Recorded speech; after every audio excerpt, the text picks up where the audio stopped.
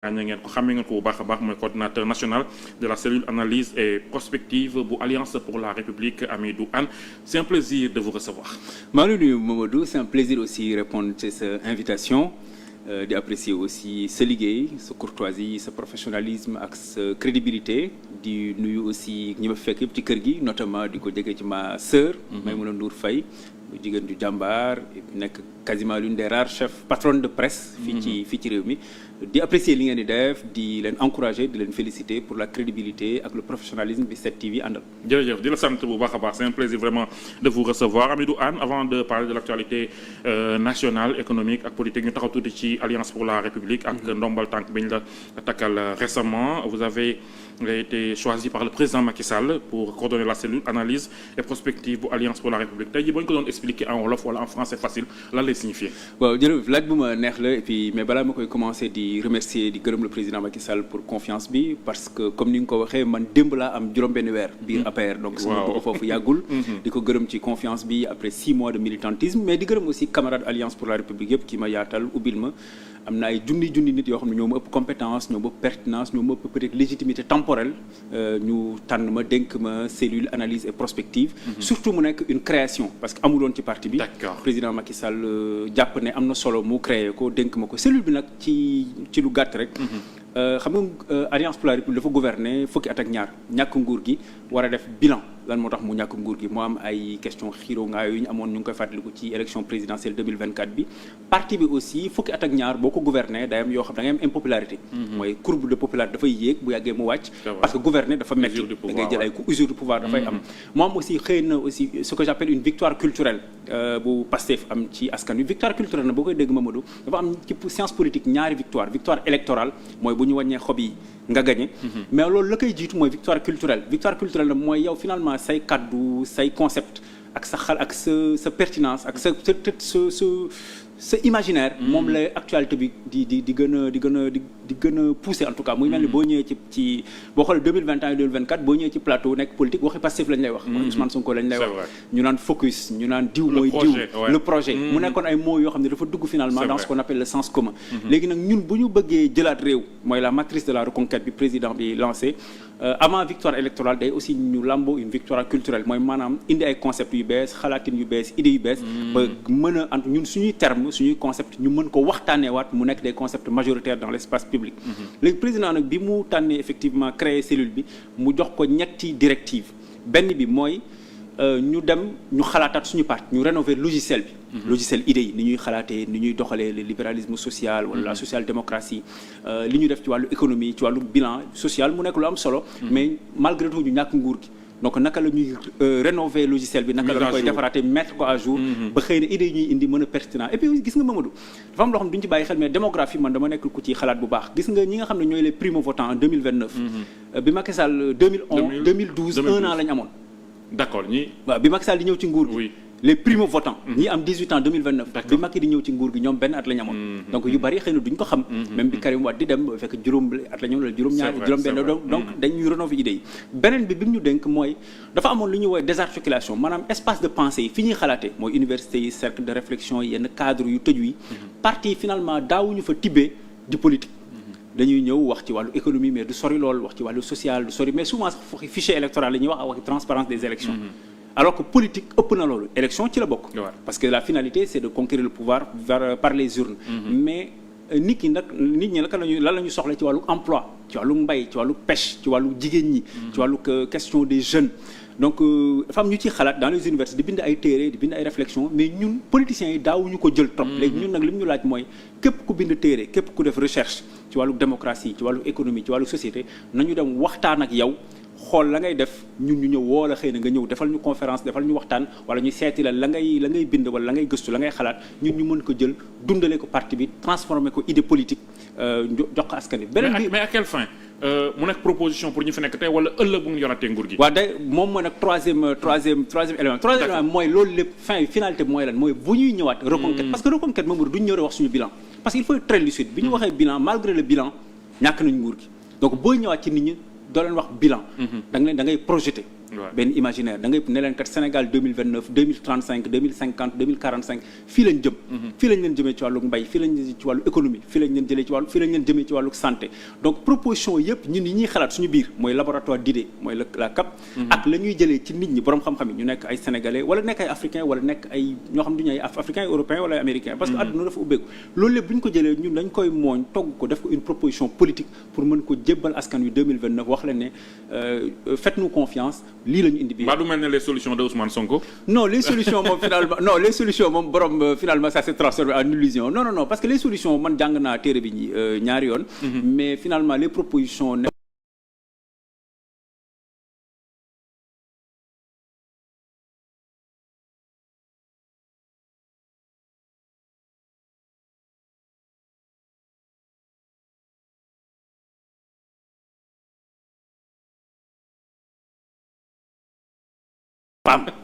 Parce que j'ai fait exprès de dire quel homme en pensant peut-être à Macky Sall. J'ai compris président Macky Sall effectivement moo jiite suñu parti mais ñun li ñu jàpp mooy politique avant mu nekk politique incarnation avant muy nekk incarnation wàllu idée la wàllu xalaat wàllu xam-xam ak wàllu proposition. et d'ailleurs ñi fi nekk tey jii même bu dee ànduma ak ñoom finalement bi seen waa ji mënut la dem gis nga keneen ku dem jàpp na moom moo koy porté donc ñun dañuy liggéey d'abord ci idée yi. parce que Mamadou li xaw a affaiblir politique Sénégal mooy souvent on parle des hommes. On ne parle pas très bien pas trop des idées. ñun bu ñu indee suñuy xalaat. ne santé ni lañ ko gisee économie ni lañ ko gisee société ni lañ ko gisee le mouvement les droits des femmes ni lañ ko gisee climat xëy na dinañ ci wax ni lañ ko gisee loolu bu ñu ko nag tëggee defar ko ba pare après nag effectivement projet politique dañ koy incarner léegi dinañ ñëw ci incarnation mais pour l'instant dañu nekk dans une temporalité triple bi ci njëkk mooy APR dafa war a faju parce que il faut le dire am na ñu dem am na ñuy ñëw ñu bari amoon na ay jiixi jaaxaw yi amoon ñu ngi defarwaat bu baax te liggéey boobu presque jeex na beneen temporalité deuxième bi mooy renouveler idées yi rénover leen defaraat restructurer gis nga suñu frère Pape Malick Ndour moo yor cadre yi suñuy sœur ñooy ak suñu yenn frère ñoo nekk porte-parole yi troisième bi nag mooy nag l'incarnation du programme de 2029 mais justement Amidou ndaw ñi ñu responsabiliser c'est une bonne chose parce que les jeunes ont prouvé que ne mën nañu yor et que ku la xam-xam Pape Malick aussi xam ne vous êtes capable mais li ma bëgg a wax mooy tey jii nii le fait que ñu promouvoir leen lan lay signifier pour parti bi que vous avez en face ñu tolloog yéen génération wala dafay signifier que ne y a un vide laissé par certains par rapport au nombre d'épargne ngeen enregistré. waaw non du vide d'abord président Macky Sall moom moo édicté loolu ne dafa édicté benn matrice avec ñaari axes forts. benn bi mooy moom moo ko wax ay kàddoom la mooy rajeunissement ak féminisation. mooy tey jii gis nga Mamadou fukki sénégalais yoo jël juróom-ñaari amuñu 35 ans. donc réew ndaw la. politique publique yëpp boo koy dérouler di ko mettre en œuvre di ko concevoir finalement pour ndaw yi la. te boo xoolee Afrique ci fi mooy le réservoir de la jeunesse dans le monde maanaam ñi gën a ndaw ci àdduna bi Afrique la ñu nekk. donc booy liggéey di concevoir ay mbir finalement tu le conçois pour les plus jeunes. te parti bi bëri ay ndaw yoo xam ne président responsabilisé leen bu yàgg man damay faral di ko wax le président Abdou Mbow est-ce que xam nga ne ci histoire du Sénégal mooy le plus jeune premier vice-président. de l'histoire du Sénégal. Pape Malick Ndour souvent gis nga casquette économiste bi mais Pape Malick Ndour il est président du conseil départemental à l'âge de 29 ans en 2014. le plus jeune ba tey sax mooy le plus jeune président du conseil Néné Tall bi ñu koy responsabiliser ministre Sira Ndiaye Aïssatou Ndiaye ñun ay Abdoulaye Fall ñu nekkoon ay xale yu ndaw donc il a misé sur la jeunesse mais donc c'est finalement une continuité. d'abord loolu mooy le rajeunissement beneen bi la féminisation. parce que tey jii boo xoolee témboo nañu quoi góor ñi ak jigéen ñi biir Sénégal te jigéen ñi souvent elles font face à beaucoup de problématiques question d'inégalité salariale inégalité sociale inégalité en termes de territoire les violences sexuelles et sexistes donc jigéen ñi aussi nekk benn pan bu am solo ba souvent ñun politique yi bu ñuy tegay ak sarat jigéen dañ leen di woo pour la mobilisation donc ñun nag jàpp nañu loolu baax na mais jigéen ñi dañ leen boole dans le travail de réflexion moo tax président décidé na donc dañuy rajeunir féminiser donc structurer pour l'instant CCR donc lañ dénk Pape Malick man ñu dénk ma la CAP ñu am ma sœur Mame Marème ak Mame Gueye mes sœurs Mame Marème Mame Gueye ñu def leen porte-parole adjoint boole ko Sawru ak l'excellent Pape Mawa notre sœur Aminata Gueye aujourd'hui mooy diriger les élus APR xam nga moo ëpp élu Sénégal c'est des milliers d'élus maire adjoint maire conseil municipal conseil départemental lépp jigéen moo leen jiite muy Aminata Gueye donc ñaari matrices yooyu ci lu ñuy liggéey di dem nag dans quelques mois léegi nag ñu nag monter nag le nouveau scène bi nga xam ne dinañ ko teg. jeune ak jigéen mu doon lu am solo mais les sages les anciens aussi bëggoon naa xam comment est-ce qu'ils ont accueilli ce rajeunissement boobu mooy. avec beaucoup de générosité dama ciy citer rek kenn. mooy monsieur Dior Thiam nga xam ne il faisait office de coordonnateur provisoire des cadres mais boo gisee Mamadou la générosité ak joie bi mu àndal pour transmettre l'engay pas mal sa yaram sax dafay daw. pour montrer la générosité la courtoisie xam nga dañuy wax souvent dans la politique conflit de génération. APR nag man fekkuma fa loolu li ma fekk mooy solidarité intergénérationnelle. avec les vieux compagnons ñoom monsieur Badji. Mor Ngom Sidiki Kaba. Amadou Mame Diop. Luc Sarr. Maître War. Donc il y a aujourd'hui une forme d'imbrication entre les jeunes et les moins jeunes mais tout lépp na ci benn objectif mooy mener une opposition certes radicale mais digne républicaine et responsable. seen liggéey ndax bokk na ci jëli ñi fa jógee wala ñi nga xam ne ils ont juste croisé les bras parce que bëri na ci ñoo xam ne aussi tey jii nii xëy na quitté wuñ officiellement l'APR mais déggatuñ leen ci dara. loolu question bu am solo te puis du ma ko daw. parce que parti bu ñàkkee nguur souvent dama koy wax ñett yi ñooy am ñu dem fekk ñi gagné. am na. am ñoo xam ne dañuy bàyyi. wala nekk ci leneen créer seen i mouvement seen i parti am na pour peut-être xëy na jege ñi fi ne wala ñu créer seen affaire dem seen noonu. loolu man je suis démocrate dama koy nangu. am ñoo xam ne dañuy toog avec raison yoo xam ne parfois boo ci waxtaanee en privé da ngay reprocher parfois commentateur télé yi. parfois facilité bi ñuy am ci xas nit ñi wala xarab leen alors que maîtrise politique Mamadou dafa metti dafa metti les messages les appels yow souvent da ngay inviter un politique. xam nga jot doo ko am sa njaboot sax doo ko gis. donc xëy na aussi boo gouverner pendant 12 ans jël ay coups surtout li fi amoon muy lu metti en 2021 2024 parfois nit ñi dañuy sonn et parfois les gens ne se rendent pas compte que ñi ñuy xas wala di leen saaga ay pères de famille lañu wala ay mères de famille. et que seen i njaboot léegi ay mag lañ dañ koy gis. donc day laaj. donc vous n'en voulez pas à ceux qui sont partis. non pas du tout moi je n'en veux à personne moo gis nga Mamadou. certains les taxes d'opportunistes. xëy na moo tax ngay wax ni. Mamadou moi je suis fondamentalement démocrate. d'ailleurs bokk na ci jafe-jafe yi ma am passé bi ñu fi nekkee. mooy dañu nangulul nit ñi seen xalaat. bu wuute ak ñoom loolu yàq Sénégal malheureusement. man je suis fondamentalement démocrate man li ma gëm man gis nga en matière de liberté man je suis presque un maximaliste en matière de liberté man nit ki tant que li ngay def c'est dans le cadre des lois et des règlements de notre pays bi boo nga def la neex. waaw man maa mujjee ñëw APR nit ñi ubbil ma seen buntu donc ñëw naa ñu ubbil ma pourquoi aussi ko bëgg a dem di nga ko ubbil buntu yi mu def. non je n'ai aucun problème là-dessus. d'accord bu doon lu am solo ñu jàll ci l'économie parce que aussi depuis un certain temps on fait que parler de ça avec ce plan de redressement mais avant ñu ci egg la situation économique globale du monde général Sénégal depuis ñi installé wu. ban jàngat nga ciy def. waaw situation bu metti la. mais da nga koy réinsérer dans le champ un peu historique plus lointain. parce que dafa am lu xew ci àdduna bi muy lu graw ñetti mbir benn bi mooy la pandémie de Covid-19. parce que mu nekk lu doy waar tëj àdduna bi. les chaînes logistiques tëj nit ñëpp tëju seen kër économie doxul commerce doxul investissement amul nit ñi malheureusement di faatu donc ñu am daal lu doy waar loo xam ne ba mu fi gëjee am mën na téeméeri at mooy la grippe espagnole. lu méngoo loolu grippe espagnole la woon début 20e siècle. beneen bi mooy la guerre en Ukraine. mu nekk guerre bu metti entre les Russes et les Ukrainiens te nekk ñaari dëkk yoo xam ne dañu am doole lool ci wàllu maanaam exportation de blé. boo xam ne pays africains yu bari dañ ci am. dañ ko soxla pour dund d'ailleurs boo seetloo président Sall demoon na fa pour ñu ubbi des couloirs sécurisés pour ñu mën a acheminer blé parce que dafa am dëkku Afrique yoo xam ne dañu naroon dem famine.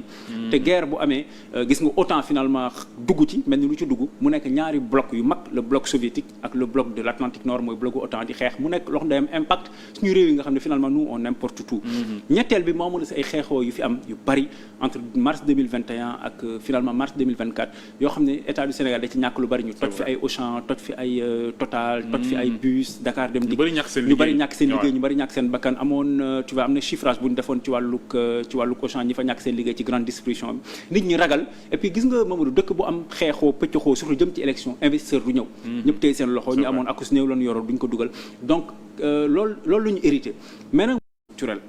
parce que Sénégal bari na infrastructure ñu jógee ci 20 ans de politique d'ajustement structurel bu metti mais Mamadou ñun tey jii suñu âge may nañ boo doon dem Thiès tukki la finalement da nga doon tukki. Je me rappelle très bien. On s'en rappelle. On faisait parfois 3 heures, 4 heures de temps en temps d'événement, 6 heures de route. Exactement. tey jii Ila Touba nekk aujourd'hui le département de Mbacké nekk aujourd'hui le deuxième bastion en termes de population donc loolu boo nee jarul ñu def autoroute pour mu faciliter dem ak dikk bi ak aussi màggal bi ci lañ période lañ jëm boo gisee li muy dugal ci économie xëy na kii boobu baaxul et puis autre chose mu nekk Dakar nekk benn aujourd'hui ce qu'on appelle dans sciences politiques les idéopoles mooy fi nga xam ne nit ñu bari fa la ñu nekk cadres yi intellectuels yi experts yi banques yi ambassades yi foofu la ñu nekk gis nga dëkk boobu bu fekkee ma facilité woo dem ak dikk bi finalement day am lu muy jeex ci wàllu économie te Banque mondiale dafa defoon benn étude il y a une dizaine d'années peut-être ne Sénégal mu ngi perdre 100 milliards ci wàlluk embouteillage donc TER chaque année c'est énorme TER bi donc facilité tey jii mun nga xëy Kër Mbaye Fall ñëw Dakar régler li ngay def demat mu nekk donc BRT bi boo jógee Guédiawaye war a ñëw ville régler affaire aussi les autoroutes Dakar Fatick Mbour Fatick Kaolack la boucle de Boudjé la boucle de Kalounaye le désenclavement bi ñu indi boo xoolee la route Ziguinchor Cap Skirring réew d'abord c'est des infrastructures ndax boo fekkee amoo infrastructure d'abord nit ñi agent économique duñu mën a def rapidement déplacer ou deuxièmement même l'acheminement des produits par exemple tey jii bu ñu jëlee mango Casamance war ko indi Dakar nga war a def ñetti fan ñeenti fan mais kooku finalement balaa nga ñëw dafay yàqu donc dafa ñeexital ci agent économique yi mooy nit ñi déplacer am aussi ci dans l'acheminement des marchandises maanaam piste rurale yi finalement dañu seetlu en Afrique dama doon liggéey temps yi ci benn dëkk Afrique centrale mais boo xoolee ñoom jafe-jafe bi ñu am mooy jafe-jafe tali ak train donc dañuy am ay récolte mais finalement balaa ñu ko achemer récolte dafay yàqu parce que fi dëkk boobu dafa meññ trop quoi donc mais alors que ñoom bi ñu ñëwee ils ont pas remis en cause finalement sax dégg leen ñu naan dañuy yeggali l'autoroute Kaolack donc man li may xaar ci ñoom mooy ñu ne orientation économique bi baaxul ñun xëy na bii lañ xalaat mais pour l'instant dafa leerul et puis deuxième chose ci li tax aussi climat bi morose mooy la perte de confiance la crédit ci investissement Sénégal xam nga boo ñëwee nga xuloog France xuloog ñoo xam ne sont suñuy partenaires ne waaw yéen ay impérialistes ngeen vocabulaire boobu kuy gouverner du ko def bu nga ko wax dans l'opposition mais doo ko def et puis nga ñëw ne léegi ñun dañuy maquiller suñu chiffre mais investisseur bu dee nit la mais danaa la non man dëkk boo xam ne dañuy maquiller chiffre man du ma fa dem man du ma fa investir parce que ñooñu wóorul troisièmement homme d'affaires yi ñu ci bari tey ji ñu indi leen ay jafe-jafe ba ñenn ñi ñu ngi kasoo ma ci cité par exemple kenn rek notre frère Tahirou Sarr ak ñeneen ñu tëj leen finalement keroog maa ngi dégg suñu mag Madiambal Diagne naan dafa dem benn rencontre France am ku nekk dëkk boobu kat nangu naa investir perte waaye du ma nangu naa investir perte ba pare ñu yóbbu ma kaso donc loolu lépp nekk des problèmes de confiance et d'orientation gën a indil ay jafe-jafe ak aussi BTP yi ñu arrêté les contrats soi-disant les commissions de renégociation des contrats bu fekkee da nga yow investir ci dëkk ñu ne la gouvernement mën na xëy rek ne day renégocier contrat la ngeen dëppoo woon démb mu ne defatu ko loolu aussi finalement du la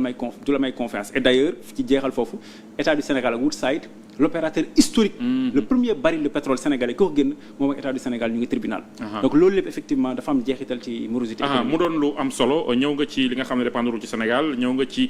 investissement yi nga xam ne peut-être priorité yi bokkul mais aussi leneen teg nañ ko sur la table mooy mauvaise gestion gouvernance bu bon ñu ngi koy juñ régime bi fi nekkoon bu weesoo falsification yi peut-être ay actes posés yoo xam ne xëy na baaxul bi ci mujj mooy bi président Diomaye wax keroog par rapport ak immeuble HCCT bi benn la rek ci li ñuy tuumaal régime précédent bi yooyu aussi yow Amidou nga xool bu baax fi nga dugg en tant que responsable politique yooyu boo koy dégg tey ji da nga jàpp ne seulement politique la rek wala aussi mbir la yoo xam ne xëy na saytu ko jaadu na waaw dama ciy tontu ci ñaari fànn benn bi gis nga Nations Unies nga xam ne faralul Sénégal faralul Macky Sall faralul APR moom moo génnee document ne Sénégal ak Cambodge grâce aux 12 ans de Macky Sall génn nañ ci réew yi gën a ndóol mais Nations Unies moo ko bind ne Sénégal génn na ci ndóol grâce aux 12 années du président Macky Sall ba pare boole ci Cambodge ne Cambodge si génn na ne léegi ñun dañu nekk pays à revenu intermédiaire mooy réew yi digg dóomu yi te bu ñu defee akus néew jéego ñu dem ci développement loolu Nations Unies moo ko wax te jàpp na Nations Unies faraluñu benn bi dama ci am kersa tuuti ci wàllu immeuble bi ak beneen mot bi mooy sur les Dakar les concessions navales les chantiers navals dama ci am kersa tuuti parce que man j'ai fait l'école nationale d'administration xam naa état akus néew xam naa mitu état loo xam ne dafa xewoon ci ay kaddu la supposé parce que ba tey wóoruma supposé ci passation de service ci diggante njiitu réew sortant njiitu réew rentrant warul génn ci mbedd mi kenn du dind mitu état teg ko ci mbedd mi et puis beneen bi nag sur l'immeuble soi-disant kooku pour man ça relève presque à la limite du directeur général de l'agence du patrimoine bâti mais le président n'avait pas en parlé du wàllu ko boo xaw na suufe loolu ci pour un président de la République Amidou ñaa ngi woon ci jafe-jafe askan wi tey jii nii jafe-jafe yi ñuy dund dëggantaan ci yow yan secteur ñoo ko gën a yegg fi mu nekk yaa ngi wax sànq BTP bi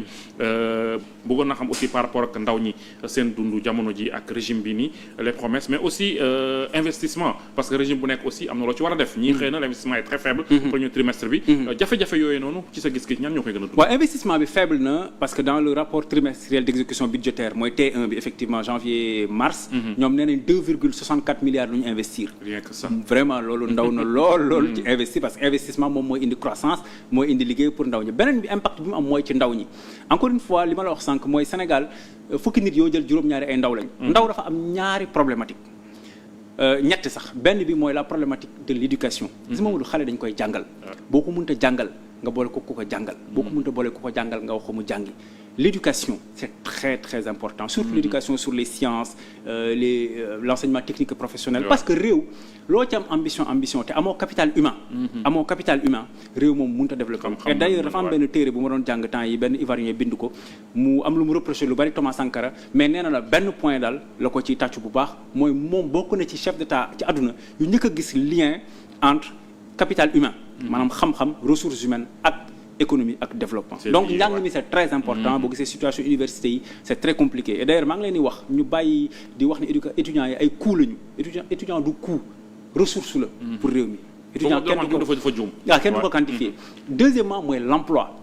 est-ce que xam nga Mamadou tey Sénégal mu ngi génnee 300 000 diplômes maanaam ñetti téeméeri junni ñooy am lijaasa par at di xaar 30 000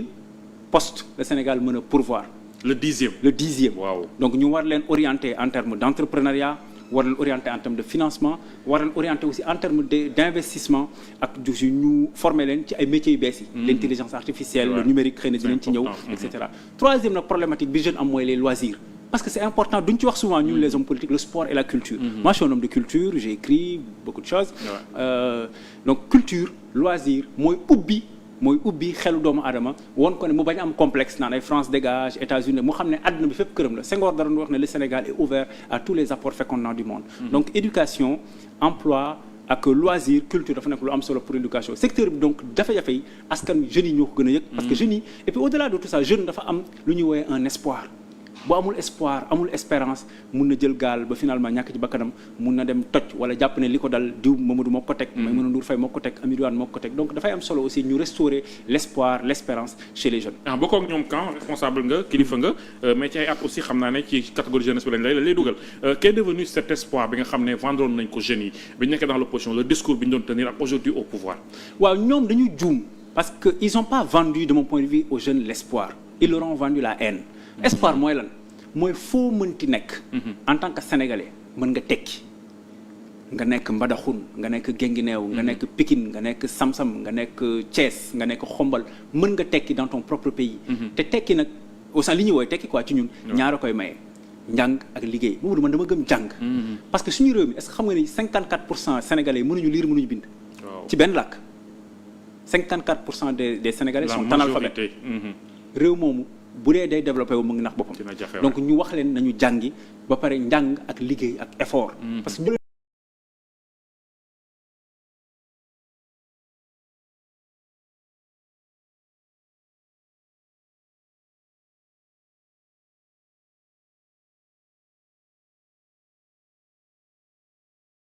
duggee kër waa APR toj ko di ngeen fa fekk ay milliards la leen dal yëpp Macky Sall ak ñu àndoon ñoo ko teg boo duggee fii di nga fa fekk denc nañ fa alal li ngay ñun bu ñu ñëwee tey ji ñaari weer la ñuy def finalement sax bon seen bamba dina maase pour man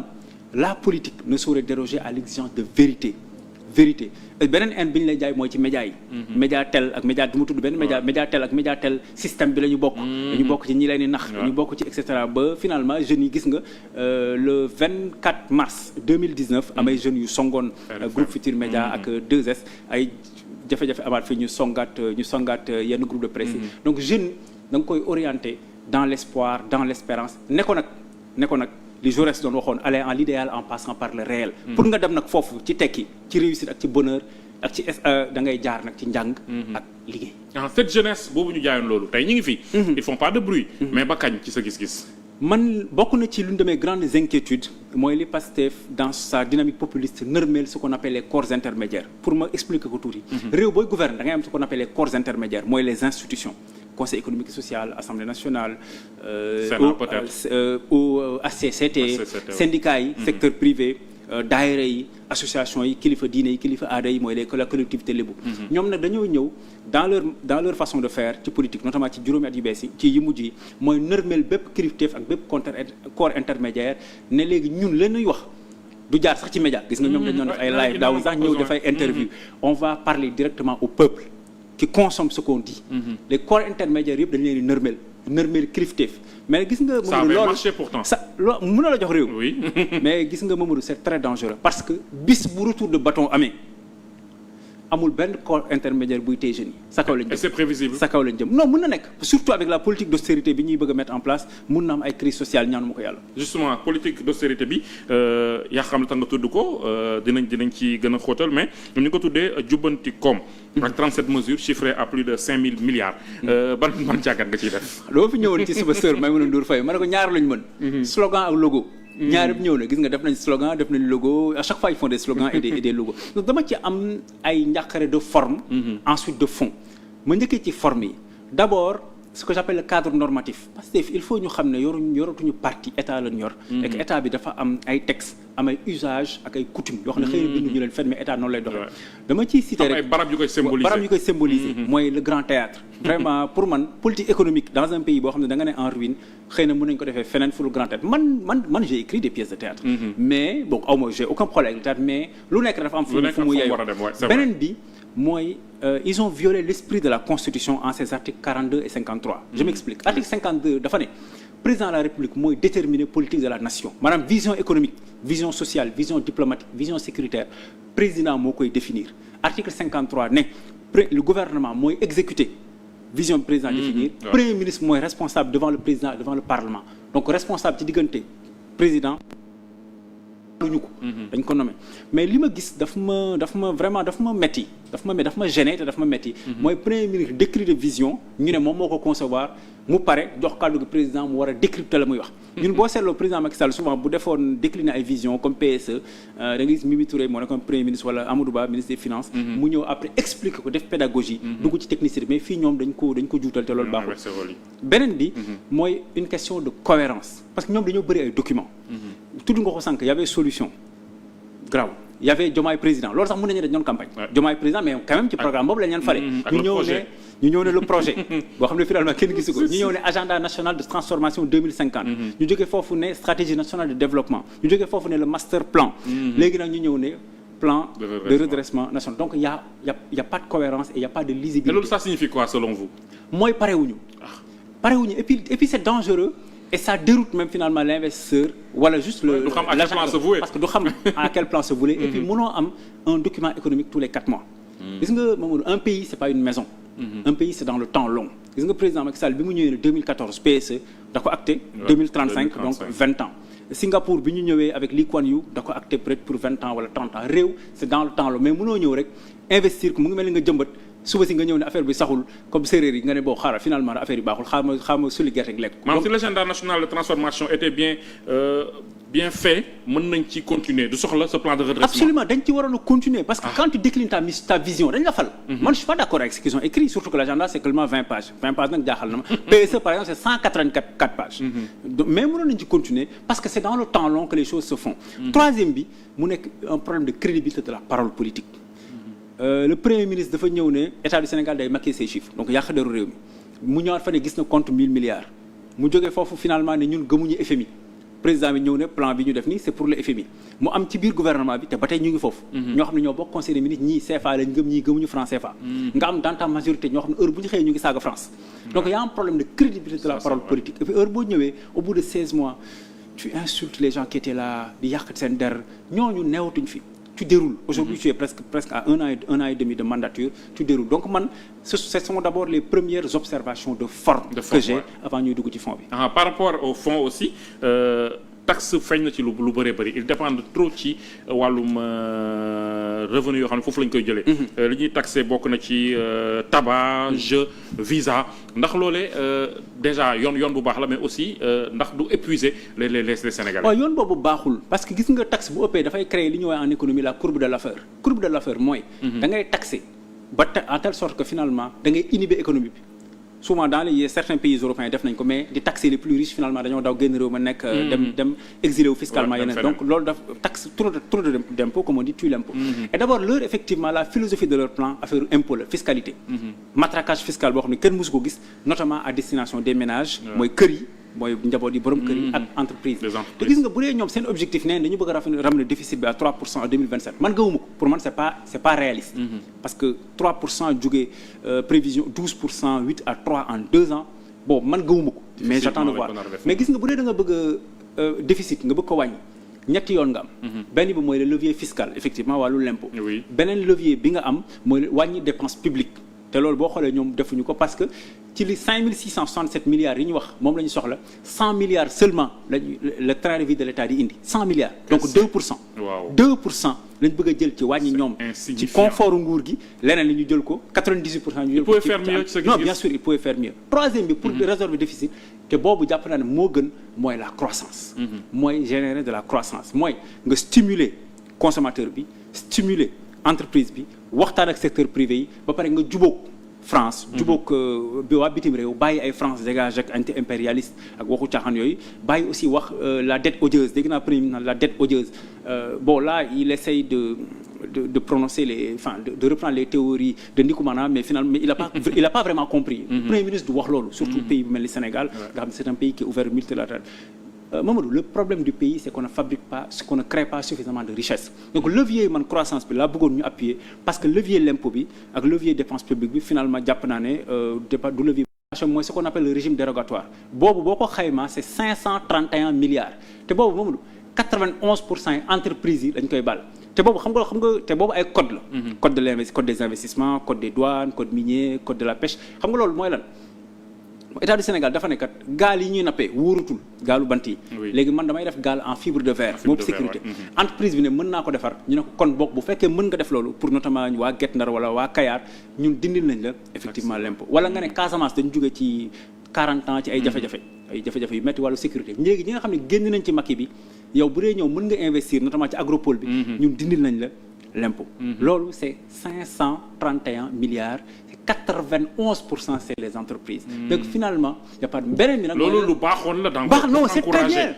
man nag bu ñu ko bëgg a. dama jàppoon nañu ay ressources revenus échappé état la. non et puis c'est parce que c'est pas de l'impôt sur les sociétés ni de l'impôt sur le revenu souvent TVA ak droit de douane. Donc 900 milliards yooyu man xaw ma nu ñu koy compressé. beneen bi ci mujj nag mooy élargissement de l'assiette fiscale boobu d'accord naa ci. mooy ñu élargir assiette fiscale bi. parce que loolu c'est important mais li ma ci xaw a jaaxal rek tuuti mooy dañu singali influenceurs yi xam naa li ñuy génnee vaar yeeg yooyu moo tax ñu mere leen. wala par exemple cigarette bi boo ko dégloo nii mesure bu baax la mais foog ñu def attention. ci naka. parce que produit de luxe la gis nga kuy dox nga yokk ko sax day jënd. day jënd du ko tax a arrêté en fait statistiquement. am na lu ko mën en fait da ngay créer la double peine mooy da ngay yàq wérgu yaramam ba pare yàq. beneen bi. dañ ci bàyyi xel mun na contribuer fraude. ñu koy dugal ci lu dul yoon waaw am na cigarette moom sax baaxul. mais am na cigarette bu gën a bon boo xam ne mën nañu ko dugal ci fraude. mu indil ay problème de santé publique cancer yoo xam ne xëy na. ci système sanitaire. buñ ko encadré woon waaw mënu ko accueillir. benn nag bu ma d'accord parce que boobu d'accord naa ci kawam mooy les jeux de hasard. parce que boobu daf c'est même un problème de santé publique ak d'intégrité morale et intellectuelle de la jeunesse waaw jàpp na loolu moom d'accord naa ci. ce plan de redressement ndax jàpp nga ne comme c'est presque yi ko jiitu. dafay finir dans les tiroirs ndax jàpp nga ne xëy na fii léegi ay at peut-être wala ay mois redressement danañ ko soxlawaat ci leneen. par rapport ak ñoom ni ñuy doxalee. waaw xam nga ñoom ni ñuy doxalee moom dans 3-4 mois man xaar naa ñu woote waat beneen stratégie wala beneen plan utal beneen slogan ak beneen logo. mais jàpp naa daal li ma jàpp mooy réew moom ci temps long la et puis am nañ nag ay solutions yoo xam ne de mon point de vue mënoon nañ ko activer. mais solution bi ci njëkk moom mooy stimuler la croissance. Consommation bi ñu wax ak secteur privé parce que dégg naa ñoom ñu ne boole wuñu leen ci réflexion bi et puis bu dee secteur privé ñoom ñooy employeurs yi syndicats yi ñoom ñoo uuf maanaam liggéeykat yi. bu dee ñoo ak investisseurs yi wax ak ñoom plan bi am solo man de li ma leen doon proposer xëy na mooy ñu wax ak secteur privé bi ak partenaires sociaux yi syndicats yi ñu waxtaan ak ñoom et puis secteur privé bi dafa am loo xam ne dafa am solo mais souvent duñ ko bàyyi xel 25% des recettes fiscales du Sénégal France moo koy indi. ñetti téeméeri entreprise la France am Sénégal.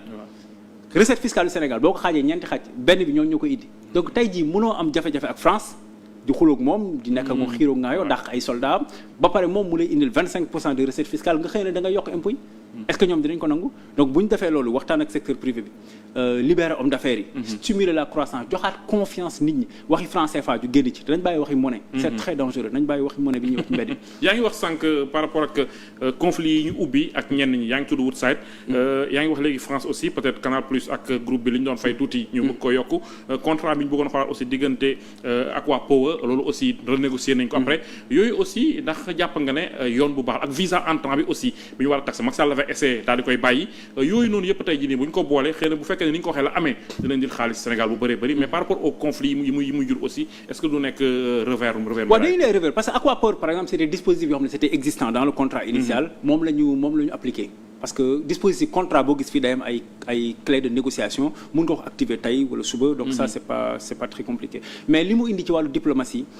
xawoon na ñagasal un peu parce que xam nga Arabie Saoudite dafa nekk dëkk bu xaw a doy waar ni muy fonctionner xam nga c'est pas une république comme ñun bon bugguma ci sori trop mais xam nga li may wax donc ñu bàyyi ci xel bu baax et puis c'est notre partenaire stratégique beneen bi mu indi France moom gis nga dañoo xuloog moom lu ñu dugg ci États-Unis premier ministre def na post Facebook di leen xas donc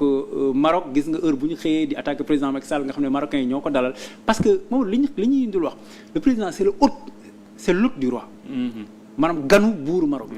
nit ki nag boo ganalee nit ay nit xëy di ko xarab tous les jours xëy na aussi nga gis sa bopp te fi ak ñaari réew fi ñu toll ci histoire war nañ ci bàyyi xel bon man de li ma gëm mooy renégocier des contrats pour man amul njëriñ trop parce que et puis surtout nañu bàyyi xel ci entreprise yu mag lañu souvent ils ont 500 avocats téeméeri wala juróomi téeméeri avocat la ñuy am yow tu as 2-3 avocats 2-3 fonctionnaires yoo xam ne xëy na am nañ dynamisme am nañ volonté mais lu ñuy indi finalement. mais quand ils disent que Macky Sall a sacrifié le Sénégal ci contrat yooyu noonu négociation yi et que tey jii nii même question d'honneur la ak de principe ñu dugg ci combat boobu war na ne duñ ko nangu maanaam est-ce que liñ ci ñàkk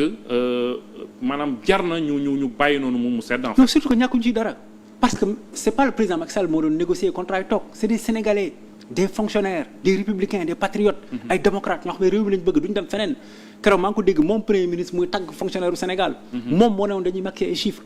il faut que nit ñi xam ne président du moom mooy toog ci ay table man participer naa ci ay négociations à l'époque ci yeneen domaine quoi pas sur l'économie mais c'est des patriotes boo demee commission mixte li ñuy woowee commission mixte mooy ñaari réew jàkkaarloo di renégocier seen i contrat ci domaine yëpp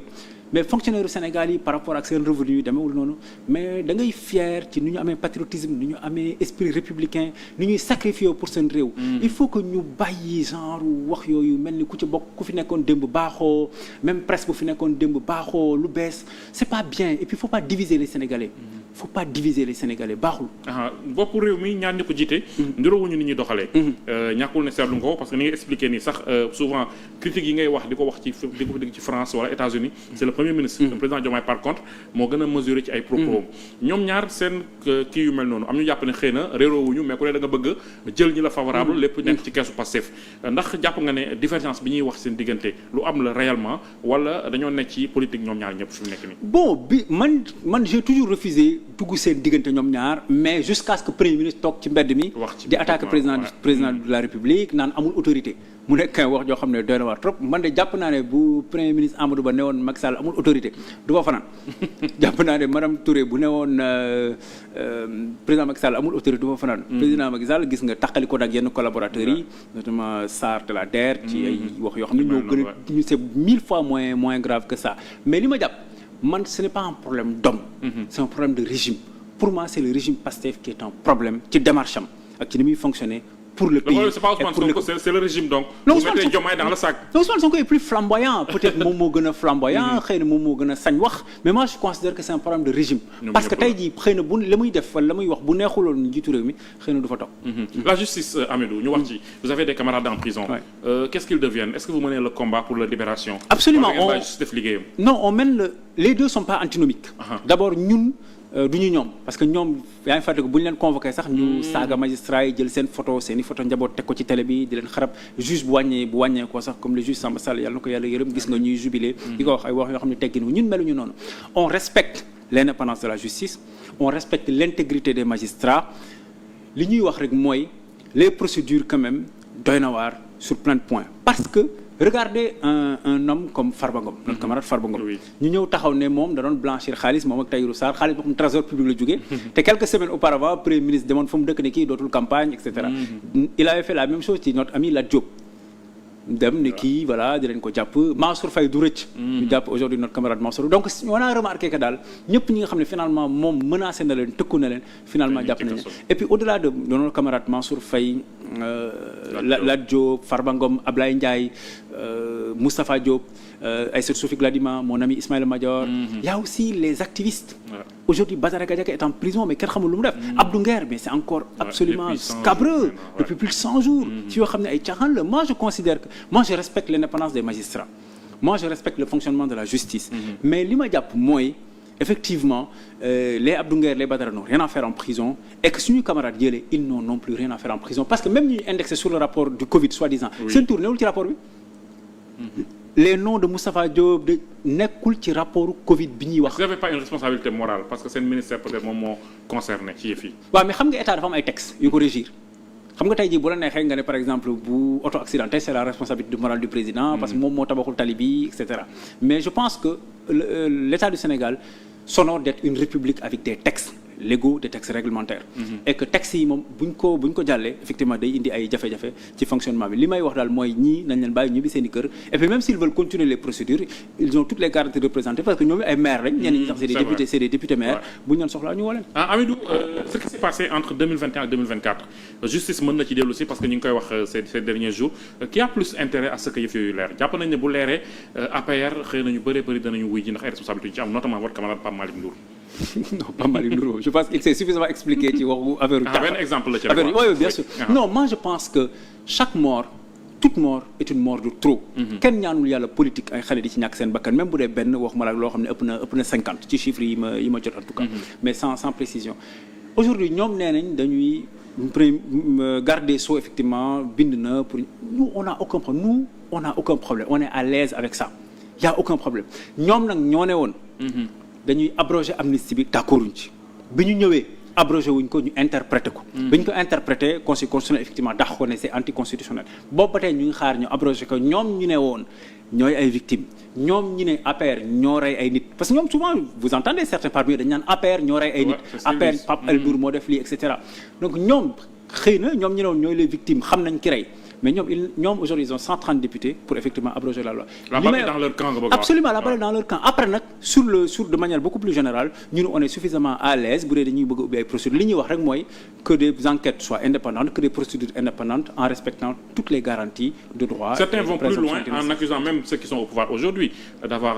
benn certain niveau de responsabilité ci lu xew ndax jàpp nga ne loolu aussi yow la nga koy wax. am na ñu koy wax comme ñoom ni ñuy accuser waa APR effectivement ñu parce que finalement c'est une question d'accusation. Mais man les Sénégalais bien sûr parce que sans vérité il y a pas la justice mais man de li ma jàppoon Mamadou mooy ñu bàyyi ni amnistie bi Sénégal dépassé stade douloureuse boobu et puis dem ci beneen stade man parce que dama gis ay réew yu bari yoo xam ne di entretenir fitna ak ñu doon xeex démb ñu doon rayante ñu doon toj dama gis fu mu yóbbu réew moom Sénégal réewu jàmm la Sénégal ñëpp ay mbokk lañ et puis Sénégal dafa nekk dans une position bu grave tey jii boo xoolee attentat dafa am à Diboli c'est à 2 kilomètres de Kidira donc c'est à la frontière du Sénégal Burkina Mali nekk ay Niger nekk ay dëkk yoo xam dañu fragile Guinée-Bissau xaw a fragile Guinée gis nga Conakry avec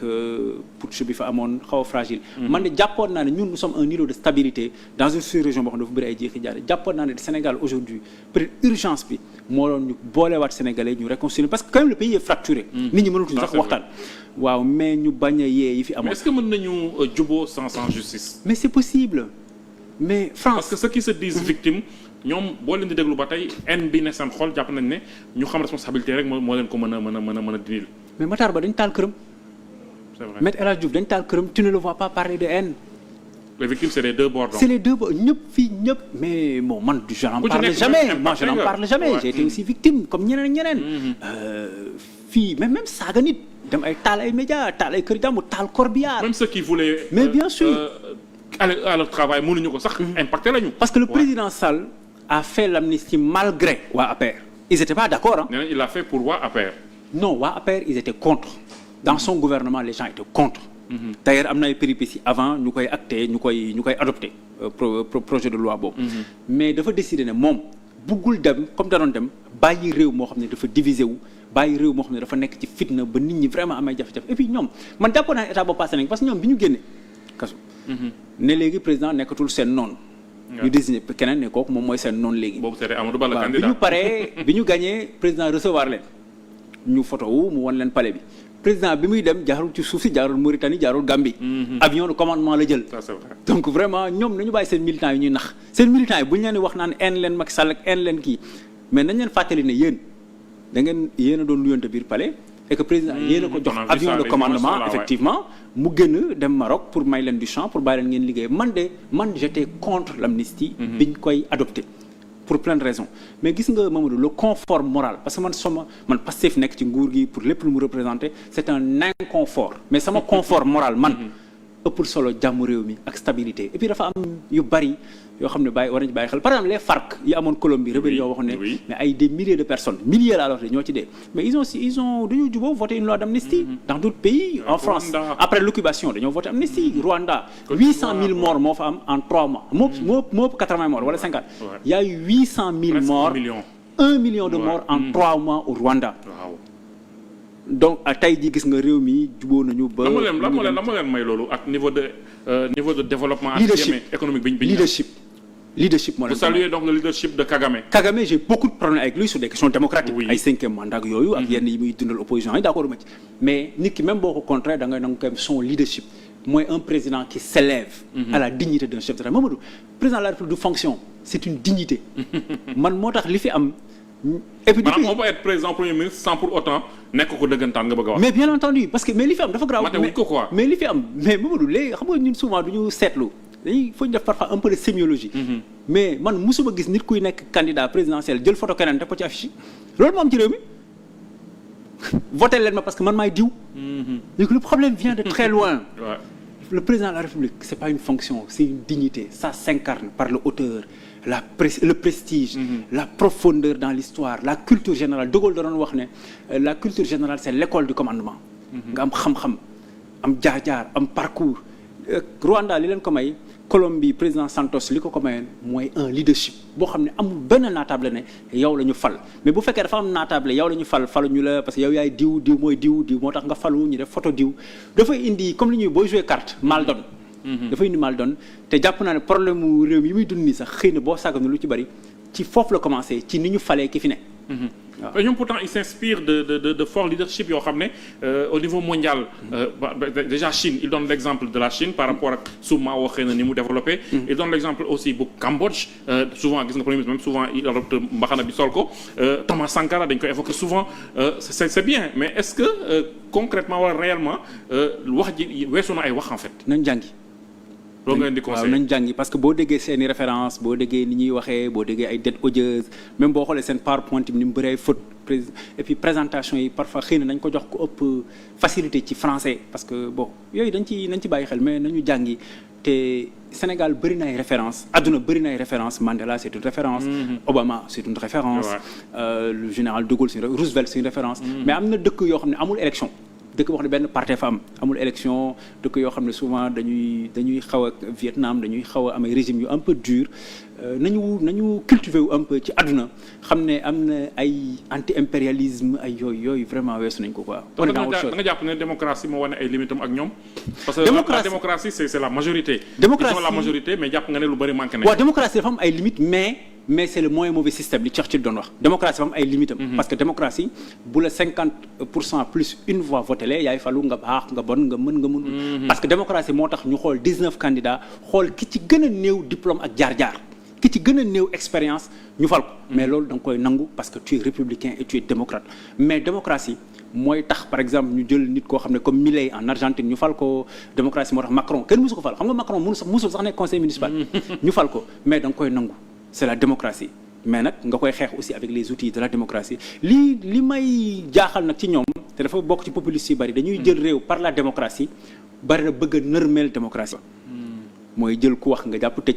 jékki-jékki premier ministre ne man damay impliqué wu léegi ci justice mu nekk wax bu graw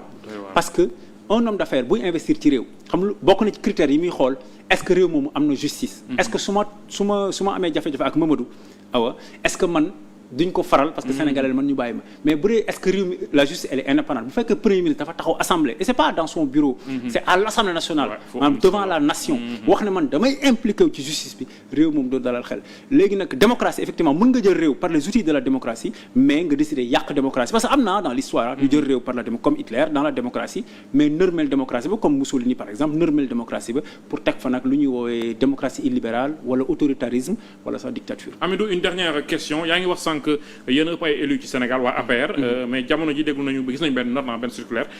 ab mission d'audit bu ñu nar a yónni ci collectivité yu bëree bëri yoo xam ne xëy na opposition ñoo ci ëpp loolee aussi bu anto est-ce que dina baax ci yéen. waaw man gis naa circulaire bi am na suñu benn camarade ma ko woon mu nekk circulaire boo xam ne doy la waar lool ñu jagleel ko presque principalement les mairies de l'opposition jàpp naa ne réew mi am na plus de 500 communes am nañ foo xam ne waaye yow yi ñoo fay ay maires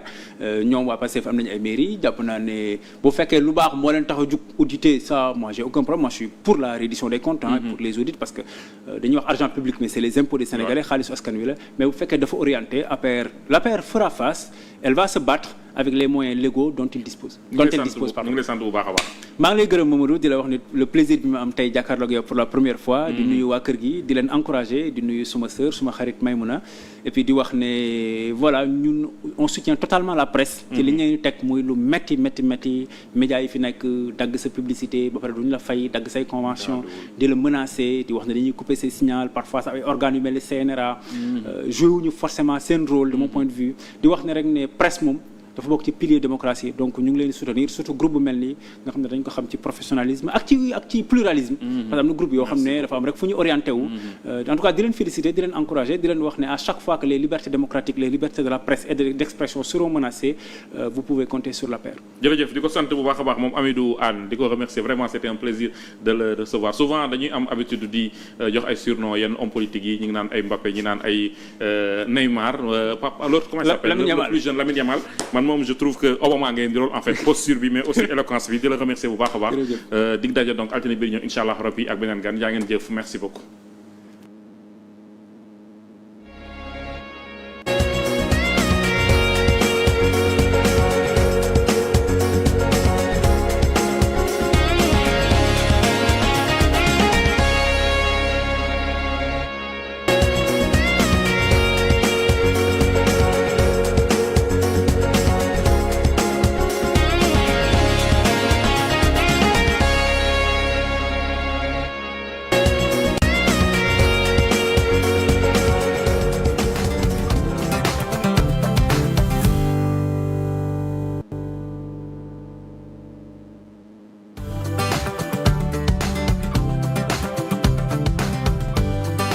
cofeel la woon ci njëlbeen mbëggeel daal di lalu mbëggeel bu amul àpp te bëri doole lool ci wàllu télévision googu mbëggeel moo jox tey 7TV. suñuy programme tënku ci xarañteef gu mag ànd ak xalaat yu kawe ba weesu seen njort. ndax fi jamono toll télévision dafa yittewoo ay xalaat yu yees ay góor ak i jigéen yu farlu ngir dundal ko. ñu boole suñu xol di leen jox ay xibaar ci réew mi ci bitim réew ak ci doxinu jamono.